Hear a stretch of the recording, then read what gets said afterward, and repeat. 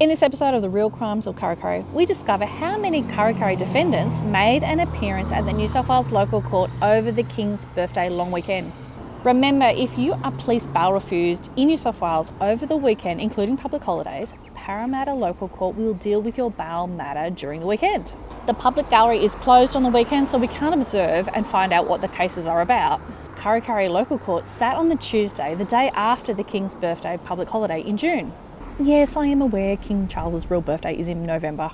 So how many Kurri defendants appeared over the long weekend? There were at least 2. And Parramatta granted bail because they both appeared in person at Kurri on the Tuesday. So what happened that saw them appear at Parramatta? By the way, they very likely videoed into Parramatta and didn't go there in person. It's not explained what happened out loud, but there's enough information to piece together the journey to Parramatta. The first guy had a hearing at Cessnock 2 weeks before on the 27th of May, but didn't show up. They were found guilty of whatever the charge was in their absence. It is possible that a warrant may have been issued because of this no-show or for some other reason. We can work out that there was a warrant because the defendant's mugshot appeared on the police social media on Friday before the long weekend.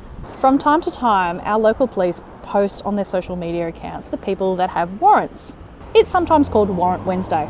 Anyways, we hear this defendant handed himself in on Sunday, which was 2 days after the social media post. Police refused bail and he appeared at Parramatta on the Monday, where court grants bail. The next day, he appears here at Kurri, where a sentencing date was set in July at Cessnock Local Court. The second guy that had appeared at Parramatta did so on the Saturday. We don't hear any of the backstory of why the police refused bail. No idea what he's charged with. And I'm pretty sure he wasn't included in the Warrant Wednesday social media posts. But we know Parramatta granted bail because him and I end up sitting next to each other in the public gallery. We never interacted, it wasn't planned. So there's not much details about this second guy. In fact, the case was stood down to try and locate his papers. So it is possible to find out what happened at Parramatta Local Court during the King's Birthday long weekend by observing cases here at Kurri Kurri Local Court.